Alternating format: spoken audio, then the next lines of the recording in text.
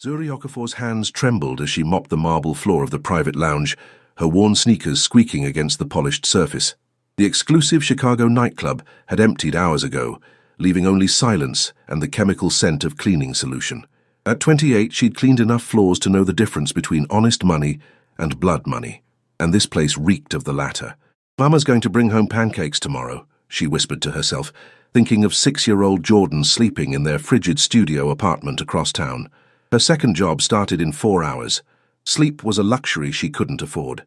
The gunshot shattered the silence. Zuri dropped to her knees, her heart hammering against her ribs. Voices erupted from the back office, Korean, angry, deadly. She should run. Every instinct screamed at her to flee, but her legs wouldn't cooperate. The office door exploded open. A man stumbled out, blood blooming across his white shirt. Even dying, he moved with lethal grace.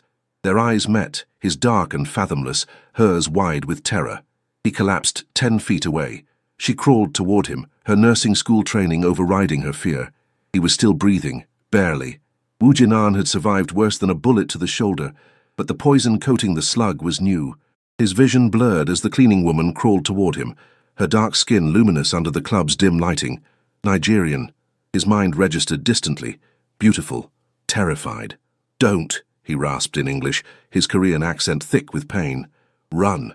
"You're poisoned," she said, her own accent melodic, Igbo roots softened by American influence.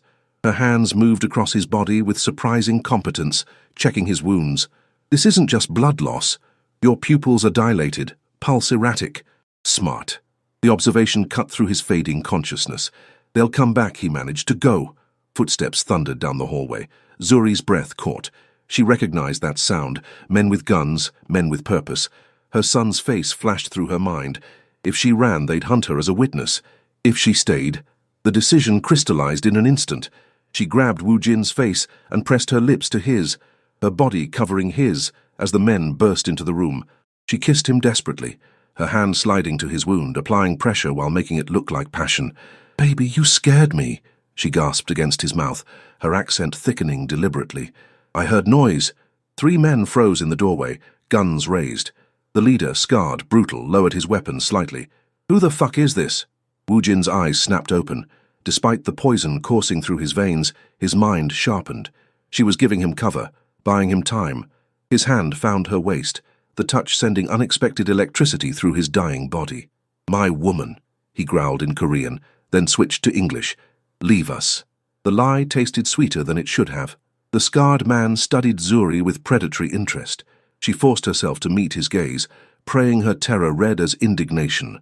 "You interrupting something," she said, channeling every woman who'd ever faced down danger with nothing but attitude. "Get out." Minutes stretched like hours. Finally the men retreated, their laughter echoing down the corridor. The moment the door closed, Zuri's composure shattered. "We need a hospital," she whispered urgently. "That poison—" "No hospitals." Woo Jin's grip on her waist tightened. "They have people everywhere. My doctor. Call Day." She found his phone with shaking hands, dialing the only number marked with a star. A gruff voice answered in Korean.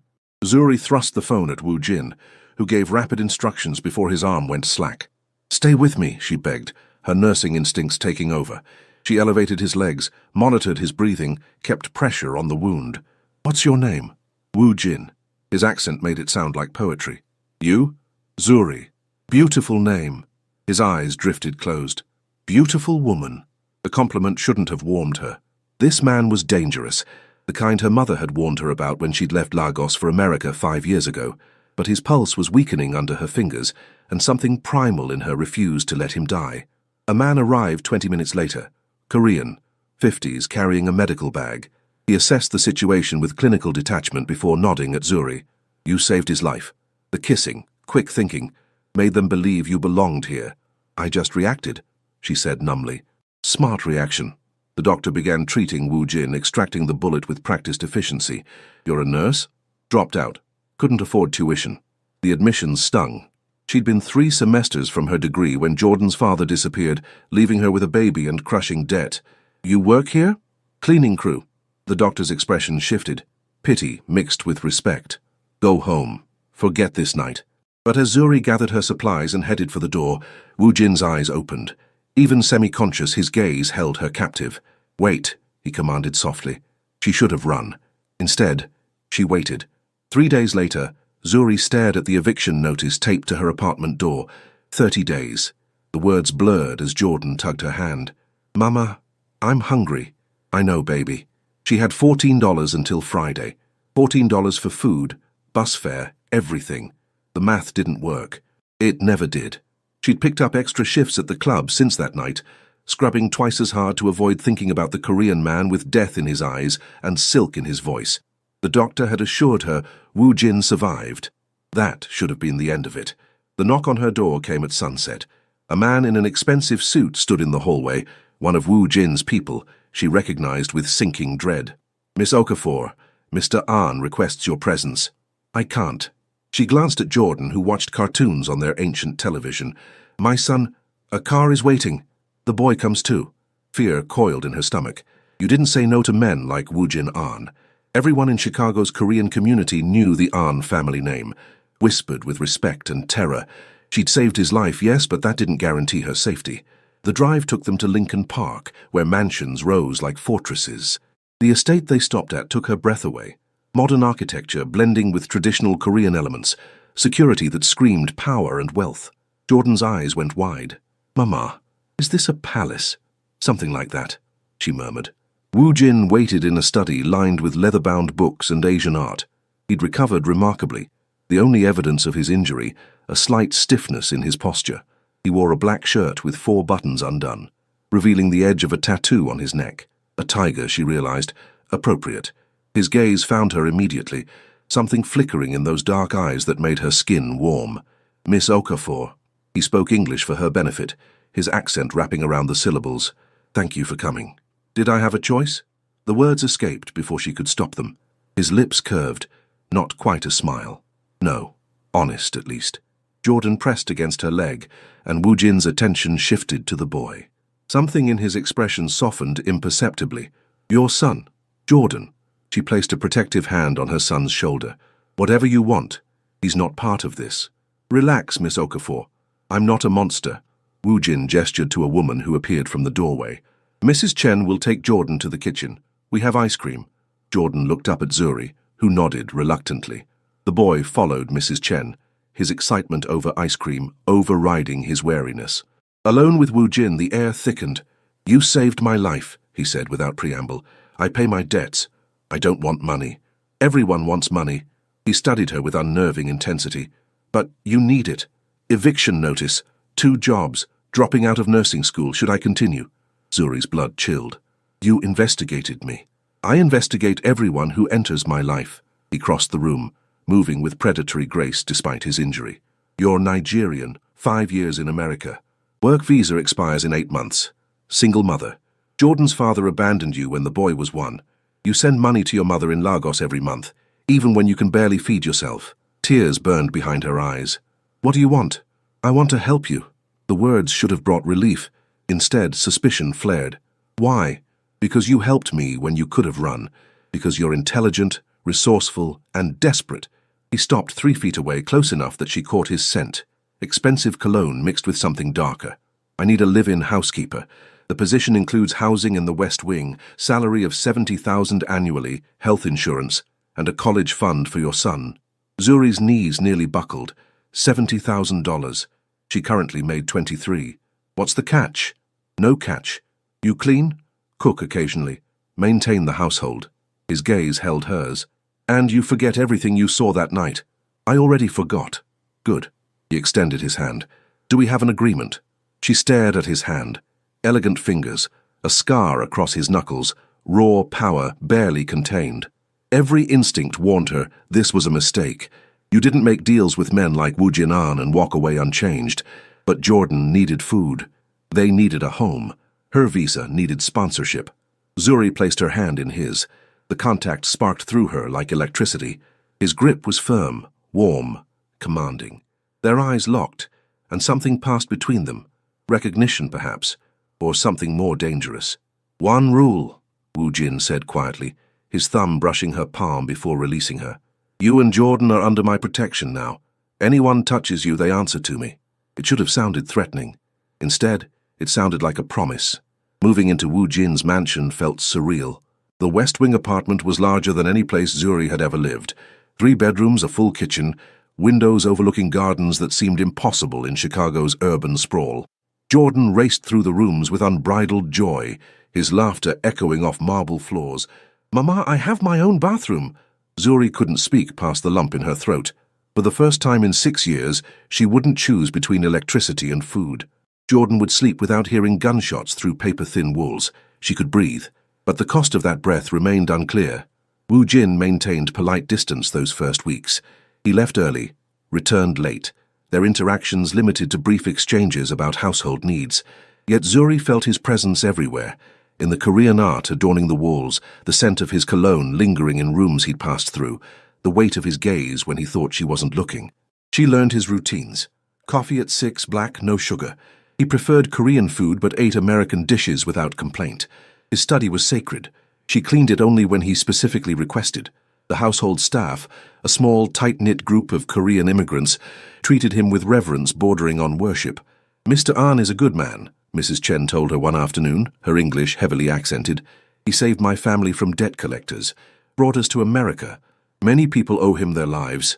"He's a criminal," Zuri said quietly. Mrs. Chen smiled sadly. "In this world, good men don't survive. Mr. Ahn survives, and he protects his people." The distinction troubled Zuri more than she wanted to admit. Jordan, unburdened by adult complexity, adored Wu Jin. The Mafia boss showed surprising patience with the 6-year-old, teaching him simple Korean phrases and allowing him to help with paperwork that was certainly nothing a child should see. Wu Jin kept those documents hidden, of course, but his willingness to spend time with Jordan revealed cracks in his intimidating facade. "Annyeonghaseyo," Jordan greeted Wu Jin one evening, his pronunciation charmingly mangled. Wu Jin's rare smile appeared. "Annyeong, Jordan, very good." "What does that mean?" Zuri asked from the kitchen doorway, where she'd been preparing dinner. "Hello," Wu Jin translated. His gaze shifted to her, and the smile faded into something more intense. "You're picking up Korean too." "Accidentally. Hard not to when everyone here speaks it." She wiped her hands on her apron. "Dinner in 20 minutes. Jollof rice and grilled chicken. Hope that's okay. Nigerian food?" His interest sharpened. "I've never tried it." "Then you're missing out." The words came easier now, their strange domesticity settling into routine. "It's nothing fancy. It smells incredible." The compliment warmed her more than it should have. She retreated to the kitchen, hyper-aware of his presence even rooms away. This was dangerous territory. Wu Jin Ahn wasn't just her employer. He was a man who commanded empires built on violence. Getting comfortable with him was foolish. Yet when they sat down for dinner, an occurrence that had become increasingly frequent, the conversation flowed naturally. Wu Jin asked about Lagos, about her family, about her abandoned dreams of becoming a nurse. He listened with genuine interest, his questions insightful and respectful. "Your mother raised you alone?" he asked, serving himself more jollof rice with obvious appreciation. "Yes. My father died when I was young. She worked 3 jobs to send me to university." Zuri's throat tightened. "Coming to America was supposed to make our lives better. I was going to send for her, give her the retirement she deserved." "You still can. On a housekeeper's salary." She laughed bitterly. "Maybe in 20 years. Wu Jin's jaw tightened. "You're worth more than you believe." The intensity in his voice made her pulse quicken. Jordan, oblivious to the tension, chattered about his day at the new school Wu Jin had enrolled him in. Private, prestigious, astronomically expensive. After Jordan went to bed, Zuri found Wu Jin in his study, paperwork spread across his desk. She should have left him alone. Instead, she knocked softly. "Come in." He looked up, and the exhaustion in his eyes surprised her. Beneath the dangerous exterior lived a man carrying immense weight. "Thank you," she said quietly. "For Jordan's school. For everything. You've thanked me a dozen times. I'll probably thank you a dozen more." She hesitated in the doorway. "Can I ask you something?" "Always. That night at the club. Why did you go along with my lie? You could have told them I was just a witness, let them decide what to do with me." Wu Jin leaned back in his chair, his gaze never leaving hers. "Because in that moment you chose to save me instead of yourself. That kind of courage is rare. And because—" He paused, something flickering across his features. "When you kissed me, even though it was survival, I felt something I hadn't felt in years." "What?" "Alive." The admission hung between them, heavy with implication. Zuri's breath caught. She should leave, should maintain professional distance, should remember that this man was dangerous. Instead, she asked, "Do you regret being alive?" "Every day," he said softly. "Until recently." The weight of his words settled over her. She understood that feeling, the exhaustion of survival, the grinding monotony of just existing. But lately, waking up in this house, cooking meals Wu Jin genuinely enjoyed, watching Jordan thrive, she'd felt glimpses of something beyond mere survival. "I should let you work," she said, her voice unsteady. "Zuri." Her name on his lips sounded like a caress. "That kiss saved my life, but it also complicated everything." "How?" "Because now I can't stop thinking about it." Her heart hammered. This was crossing a line they couldn't uncross. "Wu Jin." "I know." He stood, moving around the desk with controlled grace. "You work for me. You depend on me. Anything between us would be inappropriate, possibly coercive. I'm aware of the power imbalance." "Then why are you telling me this?" He stopped 3 feet away, close enough that she felt the heat radiating from his body. "Because I'm tired of pretending I don't notice you, the way you sing while cooking, how you teach Jordan to be gentle and strong simultaneously, your intelligence, your resilience, your beauty." His voice dropped. "I notice everything, Zuri, and it's driving me insane." She should shut this down, should remind him of boundaries, propriety, the 100 reasons this was impossible. But honesty compelled her to whisper, "I notice you too." His sharp inhale was audible. "That's dangerous." "I know." They stood frozen, the air between them charged with possibilities neither dared voice. Finally, Wu Jin stepped back, putting safe distance between them. "We can't," he said firmly. "I won't take advantage of your situation." "What if I wanted you to?" The words escaped before she could stop them. His eyes darkened. "Zuri—" A phone buzzed urgently. Wu Jin glanced at the screen, his expression hardening instantly. "I have to go. Emergency." "Is it dangerous?" "Always." He grabbed his jacket, then paused at the door. "Lock the doors, don't wait up. Be careful." Something soft flickered in his gaze. "You sound like you care." "I do." The admission cost her, despite knowing I shouldn't. Wu Jin crossed back to her in 3 strides. For one breathless moment she thought he might kiss her. Instead, his hand cupped her cheek, a touch so gentle it broke something inside her. "When I get back," he said quietly, "we're going to talk about this properly. About what we both want, what's possible, what isn't. Agreed?" She nodded, unable to speak. He left, and Zuri stood in the empty study, her cheek burning where he touched her. This was insanity. Falling for Wu Jinan would destroy her carefully rebuilt life. But her heart, traitorous and foolish, didn't seem to care. Hours later, still awake, she heard gunshots in the distance, sharp cracks that sent ice through her veins. She grabbed her phone, staring at Wu Jin's number. Then the front door opened. She rushed downstairs to find him bleeding from a cut above his eye, his white shirt torn and bloody. "I'm fine," he said before she could speak. "You're bleeding. I've had worse. Sit down." Nurse mode activated, pushing aside everything else. She guided him to the kitchen, retrieved the first aid kit, and began cleaning his wounds. His eyes tracked her movements, that tiger tattoo on his neck flexing as he swallowed. "You're good at this," he murmured. 3 semesters of nursing school. Her hands worked efficiently, but she felt his proximity in every nerve ending. "What happened?" "Rival family. Nothing you need to worry about." "I'm living in your house." "Of course I worry." She applied antiseptic and he barely flinched. "Do you do this often, come home bleeding?" "Often enough." "That's not reassuring." His hand caught her wrist gently. "Would you rather I lie?" "No." She met his gaze. "I'd rather you be safe." "I can't promise that." "I know." And she did. This was his life. Violence, danger, survival. Caring for him meant accepting that reality. The question was whether she could. Wu Jin's thumb stroked the inside of her wrist, his touch feather-light. "The conversation we need to have, it's more important now, because if something happens to me, you and Jordan need to know you're protected. My will." "Don't." Fear clutched her chest. "Don't talk like that." "I have to. My world is dangerous, Zuri. Anyone close to me becomes a target." His grip tightened slightly. "Maybe this, whatever this is between us, maybe it's selfish of me to even consider it." "What if I'm selfish too?" she whispered, his control visibly fractured.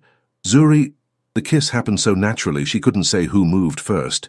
His lips claimed hers with desperate intensity, one hand sliding into her braids, while the other pulled her against him. This wasn't the survival kiss from the club. This was real, raw, devastating. Zuri responded with equal desperation, her fingers clutching his torn shirt, tasting his need and her own. Heat flooded through her, years of loneliness and exhaustion melting under his touch. When they finally broke apart, both breathing hard, reality crashed back. "That was," she began. "A mistake," Wu Jin finished, though his hands remained on her waist, contradicting his words. "Was it? It has to be." But he didn't let go. "For your sake. What if I can decide what's best for myself?" His laugh was rough. "You're making this impossible." "Good." She pressed her forehead to his. "Because I'm terrified, Wu Jin, terrified of wanting you, of what it means, of where this leads. But I can't seem to stop. We need rules. Boundaries. Okay. We take this slowly. No rushing into anything. Agreed. If you want to stop at any point, I'll tell you." She pulled back enough to meet his eyes. "But you have to promise me something too." "What?" "Come home alive. Every time." The vulnerability in his expression gutted her. "I'll try." It wasn't enough. But in his world, it was all he could offer. They stood in the kitchen, holding each other, knowing they'd crossed a line that changed everything. Outside, Chicago slept, unaware that a Nigerian immigrant and a Korean Mafia boss had just set their worlds on fire, and somewhere in the darkness, enemies watched, waiting for the perfect moment to strike. The next 3 weeks felt like living in two worlds. Publicly, Zuri remained Wu Jin's housekeeper, professional, polite, appropriate. Privately, they navigated the terrifying territory of genuine connection, stolen moments in empty hallways, conversations that stretched past midnight, touches that lingered too long to be accidental. Wu Jin courted her with surprising tenderness. Korean meals appeared from restaurants she'd mentioned wanting to try. Books on nursing appeared in her room with notes in his precise handwriting. "Maybe you'll finish your degree someday." He taught Jordan more Korean, his patience with the boy revealing depth Zuri suspected few people ever saw. "He's falling for you," Mrs. Chen observed one afternoon, watching Wu Jin help Jordan with homework through the window. "I've worked for Mr. Ahn for 10 years, never seen him like this." "It's complicated," Zuri said weakly. "Love is always complicated." The older woman smiled knowingly. "But I see how you look at him too." Did she love him? The question terrified her. Love meant vulnerability, attachment, the possibility of devastating loss, and Wu Jin's life was measured in risk and violence. How could she love someone who might not survive the month? But her heart, inconvenient and insistent, didn't care about logic. The shift happened on a Tuesday. Wu Jin returned home early, his expression troubled. He found Zuri in the garden, where she often went to think. "We need to talk," he said without preamble. Her stomach dropped. "That sounds ominous." "My family is coming to visit. My mother, specifically." He sat beside her on the bench, close enough that their shoulders touched. "She's traditional, conservative. She won't approve of you." "Because I'm black?" The question was direct, necessary. "Because you're not Korean," he corrected gently. "My mother has specific expectations for my life. Korean wife, Korean children, maintaining cultural purity. She doesn't understand that America changed me, that I've built a different life here." "What are you saying?" "I'm saying she'll be rude, possibly cruel. And I need you to know it's not about you. It's about her inability to accept change." His hand found hers. "But I also need you to know that her opinion doesn't matter to me. What matters is you, Jordan, this life we're building." The declaration stunned her. "We're building a life, aren't we?" His gaze held hers, vulnerable and fierce simultaneously. "Unless I've misread everything." "You haven't." She squeezed his hand. "But Wu Jin, I'm not just some woman you're casually dating. I work for you, I live in your house. If your mother disapproves, if your family pressures you, they can't." His jaw set with determination. "I'm the head of this family now. My father died 5 years ago, left me his empire. My mother has influence, yes, but not authority.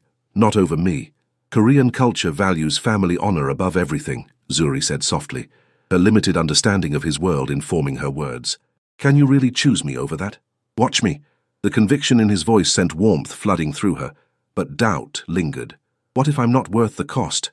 Wu Jin turned to face her fully, his hands cupping her face with devastating gentleness. "Zuri Okafor, you survived alone in a foreign country, raised a beautiful son, worked yourself to exhaustion to build a better life. You saved my life when you could have run. You see past the monster everyone else fears and somehow find the man underneath." His thumb traced her cheekbone. "You're worth everything." She kissed him then, pouring 5 years of loneliness and fear and desperate hope into the connection between them. He responded with equal intensity, his control slipping as he pulled her closer. The garden disappeared, the world narrowing to his mouth on hers, his hands in her braids, the taste of possibility and danger mixed into something intoxicating. When they finally separated, both breathless, Wu Jin pressed his forehead to hers. "My mother arrives tomorrow. Whatever happens, remember, you belong here." "Do I?" The question was barely a whisper. "Yes." No hesitation, no doubt. "You and Jordan both." That night, Zuri couldn't sleep. She checked on Jordan 3 times, watching her son sleep peacefully in his beautiful room, his belly full, his future bright. Everything Wu Jin had given them could disappear if his family disapproved strongly enough. Korean family structures operated differently than Nigerian ones. She understood obligation, hierarchy, the weight of ancestral expectations. Could she really ask Wu Jin to defy all of that for her? Mrs. Ahn arrived at noon, a small, elegant woman in her 60s, her traditional hanbok immaculate. She swept through the mansion with proprietary familiarity, her sharp eyes cataloguing everything. When those eyes landed on Zuri, the temperature dropped 20 degrees. "You're the housekeeper." Not a question, an accusation. "Yes, ma'am." Zuri kept her voice steady despite her pounding heart. "Welcome to—" "I'll speak with my son alone." Wu Jin appeared from his study, his expression carefully neutral. "Yomeoni, mother." He greeted her with a respectful bow that seemed at odds with his dangerous reputation. They spoke rapidly in Korean, their voices rising and falling with obvious tension. Zuri retreated to the kitchen, her hands shaking as she prepared tea. She didn't need to speak Korean to understand the argument erupting in the study. Jordan found her 20 minutes later, his small face worried. "Mama, why is that lady yelling?" "She's just upset about something, baby, it's okay." Mr. Ahn is yelling too, he never yells. Guilt twisted in her chest. She was causing this, disrupting Wu Jin's family, creating conflict where none had existed before. Maybe Mrs. Chen was wrong. Maybe love wasn't enough when it cost this much. The study door slammed open. Mrs. Ahn emerged, her face flushed with anger, and marched directly to the kitchen. She looked at Zuri with such disdain it felt physical. "You think you can trap my son with your poverty and your child?" She spat in heavily accented English. "You're nothing. A desperate immigrant using her body to climb. That's enough." Wu Jin's voice cracked like a whip. He stepped between them, his posture rigid with barely controlled fury. "You will not speak to her like that. She's beneath you. She's the woman I'm falling in love with." The declaration echoed through the kitchen, stunning everyone into silence. "And if you can't respect that, you can leave my house." Mrs. Ahn stared at her son, shock and betrayal warring on her face. "You would choose this woman, over your family." "I would choose happiness over obligation." "Yes." Wu Jin's hand found Zuri's, his grip anchoring. "You raised me to be strong, Aomeoni. Strong enough to make my own choices. This is my choice. Your father would be ashamed. My father would understand that survival requires adaptation." Wu Jin's voice softened slightly. "I know this isn't what you envisioned for me. I know you want me to marry a Korean woman, have Korean children, preserve our heritage exactly as you remember it. But I'm not living in Seoul. I'm living in Chicago. And this is my life now." Tears glistened in Mrs. Ahn's eyes, pain and love and stubborn tradition colliding visibly. She looked at Zuri again, and this time the hatred had tempered into something more complex. "You love him?" she asked bluntly. Zuri's throat tightened. Every reason to lie crowded her mind, self-preservation, escape routes, maintaining distance. But Wu Jin's hand in hers demanded honesty. "I'm falling in love with him," she admitted. "I didn't plan it. I tried to fight it. But yes, I love your son. And the child? Jordan is my son. He comes first in every decision I make. If loving Wu Jin endangers him, I'll walk away, even if it breaks your heart. Especially then." Zuri's voice strengthened. "I've survived worse than heartbreak, Mrs. Ahn. I've survived poverty, abandonment, immigration, discrimination. I'll survive losing your son if necessary, but I won't apologize for loving him." Something shifted in Mrs. Ahn's expression. Respect, perhaps, for Zuri's defiance. She studied them both for a long moment, then spoke in Korean to Wu Jin. He responded firmly, his grip on Zuri's hand never loosening. Finally, Mrs. Ahn sighed heavily. "I don't approve. But I also don't want to lose my son." She switched to English, addressing Zuri directly. "If you hurt him, I'll hurt myself in the process," Zuri finished quietly. Mrs. Ahn nodded once, then turned and left without another word. The front door closed behind her with finality. Wu Jin exhaled slowly, tension draining from his shoulders. He pulled Zuri into his arms, holding her tightly enough that she felt his heartbeat against her cheek. "I'm sorry," she whispered.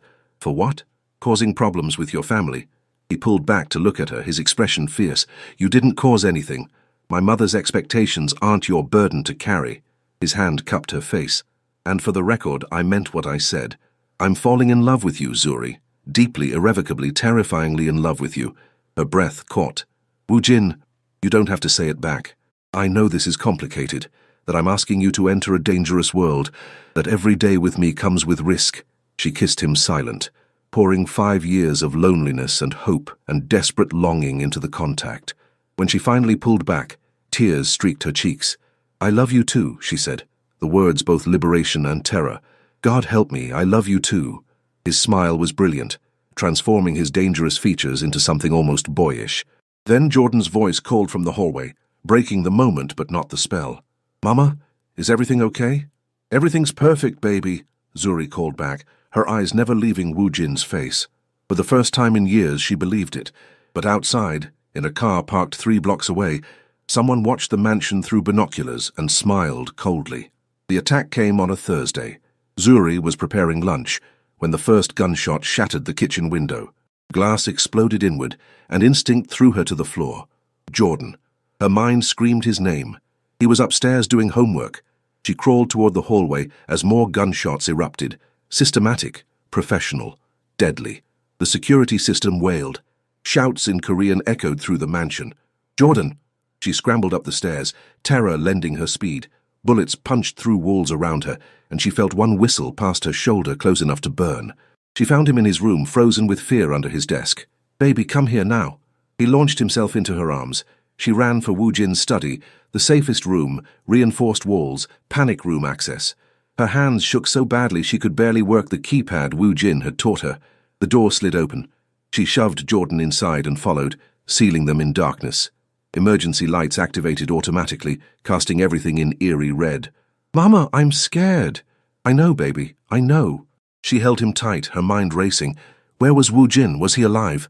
The thought of losing him now, after finally admitting what she felt. The panic room phone rang. She grabbed it. "Hello?" "Zuri." Wu Jin's voice tight with controlled fury. "You're both safe." "Yes, what's happening?" "The Park family. They've been planning this for months. Hit my businesses, my home, everything simultaneously." Gunfire punctuated his words. "Stay in the panic room.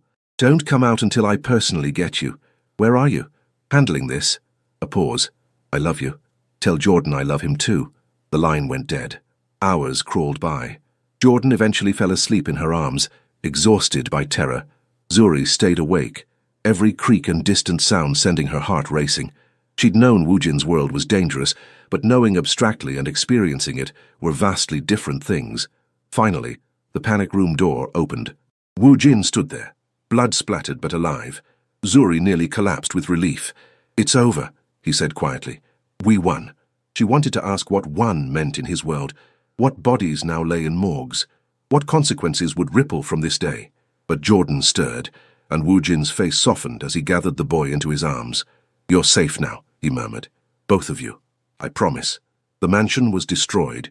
Bullet holes, shattered windows, blood-staining marble floors. Wu Jin arranged for them to stay at a safe house while repairs happened. The small apartment felt suffocating after weeks in his estate, but at least they were together. "I can't do this," Zuri said that night after Jordan finally slept. "I can't live in constant fear that you'll die or that someone will hurt my son to get to you." Wu Jin's jaw tightened. "I know. Do you?" Tears streamed down her face. "Today I thought I'd lost you. I thought Jordan might die because I fell in love with a man whose enemies don't hesitate to murder children. How is that fair to him?" "It's not." He moved closer, but she stepped back. "Then what are we doing, Wu Jin? How does this end?" "I don't know." Raw honesty, painful and real. "But I know I can't lose you, either of you. You might not have a choice." His control cracked. Don't walk away because you're scared. We can figure this out." "How?" She gestured helplessly. "Fayu can't leave your world. It's who you are, what you've built. And I can't risk Jordan's life, so what solution exists?" Silence stretched between them, heavy with impossible choices. Finally, Wu Jin spoke, his voice barely audible. What if I could leave? What? My world. What if I could walk away from it? She stared at him, incredulous. You're the head of your family's empire. You can't just quit. I could. Transfer power to my cousin. Liquidate assets. Take you and Jordan somewhere safe. His eyes burned with desperate sincerity. I've been thinking about it for weeks. Before today, it seemed impossible. Now? Wu Jin, that's your entire life. You're my life now. He closed the distance between them, his hands framing her face. You and Jordan. Everything else is just surviving. With you, I'm living. Don't you understand? I'd burn down my entire empire if it meant keeping you both safe. That's insane. Love usually is. She wanted to believe him, wanted to trust that walking away was possible, that they could build a normal life, free from violence and danger, but reality was harsher than fairy tales. Your enemies won't let you go, she said softly. The Park family, your rivals, they'll see it as weakness. Come after you harder. Then I'll eliminate them first. His voice turned cold, dangerous. Every threat, every rival, everyone who might harm you. I'll end them all before I walk away. The ruthlessness in his tone should have terrified her. Instead, it revealed the depth of his commitment. He would literally kill for her, for Jordan, for the chance at peace. I don't want you to be a murderer for me, she whispered. I'm already a murderer, Zuri. I've done terrible things to build my power, to survive, to protect my people. Adding a few more bodies to that count to protect the woman I love? That's easy math. Nothing about this is easy. No. He pressed his forehead to hers. But it's worth it, you're worth it. So tell me, if I could promise you safety, a real future, Jordan growing up without fear, would you stay with me? Her heart warred with her head. Logic screamed to run, to protect her son, to choose survival over love. But her heart, traitorous, hopeful, whispered different advice. Yes, she breathed. God help me, yes. He kissed her then, desperate and claiming, as though sealing a pact written in blood and hope. And in that moment, Zuri understood she'd crossed a point of no return. Whatever came next, violence, danger, joy, peace, she'd face it with this impossible man who'd somehow become her entire world. The next morning, Wu Jin made calls. Meetings were arranged, plans set in motion. Zuri watched him work with clinical efficiency, eliminating threats and consolidating power with surgical precision. This was the side of him the world feared. Cold, calculating, lethal. But when Jordan woke and Wu Jin made the boy pancakes, singing Korean songs off-key, Zuri saw the other side. The man who could be gentle, patient, loving. Both existed in the same person, and somehow she loved all of him. 3 weeks later, the last of Wu Jin's rivals was neutralized. The Park family made peace, forced peace, negotiated through proxies, and sealed with money and threats. Wu Jin's cousin accepted leadership of the family business. Assets were liquidated, money moved offshore, connections severed. It's done, he told Zuri one evening. We're free. Just like that. Just like that. He smiled, but exhaustion lined his face. We leave for California next week. New identities, new life. I've purchased a house in San Diego, small, quiet, near good schools. I'll open a legitimate business, something clean. And you, he pulled out an envelope, can finish your nursing degree. I've already enrolled you at UC San Diego. Zuri opened the envelope with shaking hands. Acceptance letter, full scholarship, housing stipend, everything she'd dreamed of, impossible and real simultaneously. How? Large donations open doors. His smile turned wry. Blood money buying redemption. Poetic, isn't it? She should have felt guilty accepting this. Opportunities purchased through violence and crime. But as she looked at the acceptance letter, then at Jordan playing happily nearby, then at the man who'd sacrificed everything for them, guilt seemed like a luxury she couldn't afford. Thank you, she whispered. Don't thank me yet. Starting over isn't easy. There will be moments you resent leaving Chicago, moments you miss your independence, moments you question if this was worth it. Will there be moments I regret loving you? His eyes softened. I hope not. Then we'll be fine. She kissed him gently. Because love is the only part of this I'm certain about. The words were a promise and a prayer, hope wrapped in faith that somehow, despite everything, they'd found their way to each other. But in the shadows, one enemy remained, patient, watching, waiting for the perfect moment to strike. San Diego was everything Chicago wasn't. Sunshine, ocean, space to breathe. The house Wu Jin purchased sat in a quiet neighborhood where children played in yards and neighbors waved in passing. Normal, safe, almost boring. Zuri had never been so grateful for boring in her life. Jordan thrived. His new school was excellent, his nightmares fading as weeks passed without gunfire or fear. He made friends easily, his laughter filling their home with light. Watching him play soccer with neighborhood kids, Zuri sometimes forgot the terror of those final Chicago days. Woo Jin struggled more. He'd spent 20 years building an empire, and walking away left him restless and purposeless. The legitimate business he'd opened, a Korean restaurant, gave him something to do. But Zuri saw the shadows in his eyes. Leaving his world cost him more than he'd admitted. "Do you regret it?" she asked one night as they sat on their patio, ocean breeze cooling the California heat. "Leaving?" He considered the question seriously. "Some days. I miss the power, the respect, the clarity of purpose. In that world I knew who I was. And here I'm figuring it out." He took her hand. "But I don't regret you, or Jordan, or this chance at something real." Her nursing program started in the fall, and the excitement terrified her. After years of abandoned dreams, actually pursuing her degree felt surreal.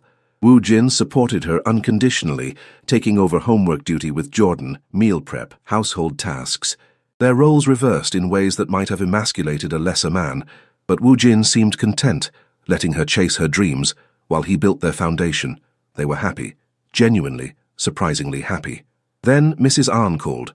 "She wants to visit," Woo Jin told Zuri after hanging up, his expression unreadable. "Next month, to see how we're living." Anxiety twisted Zuri's stomach. Their last encounter had ended in tentative truce, but Mrs. Ahn's approval remained uncertain. "What did you tell her?" "That she's welcome if she can be respectful." His jaw set stubbornly. "This is our home, our life. She doesn't get to judge it." But when Mrs. Ahn arrived, something had shifted. She was softer somehow, less rigid. She brought gifts for Jordan, Korean children's books, traditional toys. She complimented Zuri's cooking. And when she saw Woo Jin in the restaurant kitchen, cooking bulgogi with obvious contentment, tears glistened in her eyes. "You're happy," she said to him in Korean. "I am," he replied. "Because of her? Because of them, both of them." Mrs. Ahn switched to English, addressing Zuri directly. "I was wrong about you. Not about everything. You're still not what I envisioned for my son, but you love him. You make him happy, that's enough. The approval shouldn't have mattered so much." But relief flooded Zuri anyway. One less obstacle, one less source of conflict. That evening, as Mrs. Han played with Jordan and Woo Jin prepped dinner, Zuri stood in their kitchen and felt overwhelming gratitude. This life, impossible just months ago, was real. They were building something beautiful from ashes and blood and desperate hope. But peace, as she'd learned, was fragile. The man entered the restaurant on a Tuesday afternoon, middle-aged, Korean, vaguely familiar. He ordered food, ate slowly, watched Woo Jin with predatory interest. Something about him set Zuri's nerves screaming. "You know him?" she asked Woo Jin quietly. His expression had gone cold. "Park Min-soo, the Park family's youngest son. I thought you made peace with them." "We did." Woo Jin's hand rested on her lower back, protective and tense. "He's not supposed to be here." Park Min-soo approached the counter, his smile friendly but his eyes lethal. "Woo Jin-ah. Long time. What do you want?" "Just wanted to see if the rumors were true." The great Woo Jin-an reduced to flipping bulgogi in California. His gaze slid to Zuri. "And this must be the woman worth abandoning your empire for. Pretty. Exotic." The racist undertone made Zuri's skin crawl. Woo Jin stepped slightly in front of her, his posture screaming danger. "You have 5 seconds to leave before I forget we have a truce. Relax. I'm not here to cause problems." Park Min-soo's smile widened. "Just wanted to deliver a message. My brother, the one you killed, his son is turning 18 next month, old enough to seek revenge. Old enough to understand family honor." Ice flooded Zuri's veins. "You said this was over." "It's never over," Park Min-soo replied. "You can run, change your name, play house in California. But our world? It doesn't forget. It doesn't forgive." He turned to leave, then paused. "Watch your son, Woo Jin. Accidents happen to children all the time." Woo Jin moved so fast, Zuri barely registered it. One moment Park Min-soo was walking away. The next, Woo Jin had him slammed against the wall, forearm across his throat. "Touch my family, hint at touching them, even think about them. And peace means nothing," Woo Jin growled in Korean, then English. "I walked away from my empire, but I didn't walk away from who I am. You remember who I am, Min-soo?" "A killer," the man choked out. "Exactly. And if anything happens to Zuri or Jordan, anything at all, I'll burn the Park family to ash, every single one. Understand? He released Park Min-soo, who stumbled away, coughing. The message delivered, the threat made, the man fled. Zuri's legs barely held her. He threatened Jordan. I know. Woo-jin's hands were shaking, rage barely contained. I'm ending this tonight. How? The only way that works. Permanently. She understood what he meant. More violence, more death. The peace they'd built was an illusion, a temporary reprieve from a world that never truly released its hold. I'm coming with you, she said. Absolutely not. He threatened our son, Woo-jin, our son. You don't get to protect me from this anymore. Steel entered her voice. I'm not some delicate flower who needs shielding. I survived Nigeria. I survived immigration. I survived poverty. I can survive this. He studied her for a long moment, then nodded slowly. You'll do exactly what I say. No arguments. No arguments. They left Jordan with Mrs. Ahn, who asked no questions, a skill learned from decades as a gangster's wife. The drive back to Chicago took hours, Woo-jin making calls in rapid Korean, mobilizing people he'd thought he'd left behind. The Park family compound sat in the suburbs, ostentatious and fortified. Woo-jin's remaining loyalists had already surrounded it, men who'd followed him for years, who'd missed their dangerous boss. This ends tonight, Woo-jin told them in Korean. The Parks threatened my family. That means they all die. Zuri should have been horrified, should have protested, demanded mercy, insisted on legal solutions. But when she thought of Jordan, of that man's cold threat, maternal fury overrode every civilized instinct. Do what you need to do, she told Woo-jin. He kissed her once, fierce and claiming, then led his men into hell. Zuri waited in the car, listening to gunfire and screams, praying Woo-jin survived this. She'd asked him to become a murderer for her, for their family. That weight would never fully lift. When he finally emerged, blood-spattered but alive, relief nearly destroyed her. It's done, he said simply. The Parks are finished. All of them. All? Everyone who was a threat. His eyes were cold, empty. Their youngest son, Park Min-soo's nephew. I gave him a choice. Leave the country, never return, or die like his family. He chose life. And the others? Don't ask questions you don't want answered. She nodded, accepting the darkness necessary to protect their light. They drove back to San Diego in silence, both carrying weight that would never fully lighten. Mrs. Ahn left the next day without comment. She'd seen the blood on her son's clothes, the emptiness in his eyes. She knew what he'd done, and judging by her expression, she approved. Family protects family, she told Zuri before leaving, no matter the cost. The words echoed long after she departed. 2 years later, Zuri walked across the stage, accepting her nursing degree with pride and disbelief. Jordan cheered from the audience, Woo-jin beside him, both beaming. She'd done it. Despite everything, poverty, immigration, single motherhood, falling in love with a former gangster, she'd achieved her dream. That evening they celebrated at Woo-jin's restaurant, which had become a neighborhood staple. He'd found peace in cooking, in feeding people, in building something legitimate and meaningful. The shadows still haunted him sometimes, but less frequently now. I'm proud of you, he told her as they cleaned up after closing, Jordan asleep in the back office. I couldn't have done it without you. You could have, but I'm glad you didn't have to. He pulled her close, swaying to imaginary music. Do you remember that night at the club, when you kissed me to save my life? How could I forget? I think I fell in love with you right then. Terrified, desperate, and still brave enough to act. His lips brushed her temple. You saved my life twice, once from poison, once from myself. And you saved mine, she whispered, from poverty, from fear, from giving up on dreams. They stood in their restaurant, holding each other, listening to Jordan's soft snores. Outside, San Diego lived its peaceful existence, unaware of the violence and love and sacrifice that had brought them here. Zuri's phone buzzed. A text from her mother in Lagos. So proud of my daughter. The nurse. When do I meet this man who stole your heart? She showed Woo-jin, who smiled. Should I be nervous? Terrified. My mother is scarier than any gangster. He laughed. Real, genuine, free. And in that moment, Zuri knew they'd made the right choice. Love wasn't safe or convenient or easy. But it was worth every risk, every sacrifice, every impossible decision.